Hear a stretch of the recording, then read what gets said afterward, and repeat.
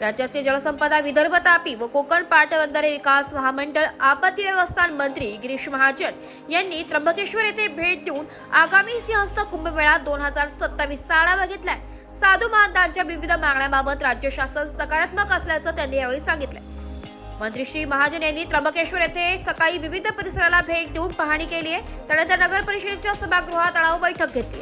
यावेळी विभागीय आयुक्त डॉक्टर प्रवीण गेडाम, जिल्हाधिकारी जल शर्मा, अखिल भारतीय आखाडा परिषद अध्यक्ष महंत रवींद्रपुरी महाराज, जुना आखाडा महामंत्री हरिगिरीजी महाराज, बडा उदासीन आखाडा इंद्रमुनीजी महाराज, नवा उदासीन आखाड्याचे महंत गोपालदास महाराज, महानिर्वाणी आखाड्याचे अजयपुरी महाराज, आनंद आखाड्याचे गणेशानंद सरस्वती व शंकरानंद सरस्वती, पुरोहित संघाचे पदाधिकारी आदी जण उपस्थित होते। या बैठकीत कुंभमेळ्याला होणारी संभाव्य गर्दी आणि त्र्यंबकेश्वर शहर आणि विशेषतः कुशावर्त परिसरातील अरुंद जागा पाहता संभाव्य धोका टाळण्यासाठी त्र्यंबकेश्वर शहरालगत गोदावरी नदीवर नवीन घाट व त्या परिसरात इतर नवीन सुविधा तसेच नवीन कुंड उभारण्याची मागणी साधू महंत आणि पुरोहित संघाने केली।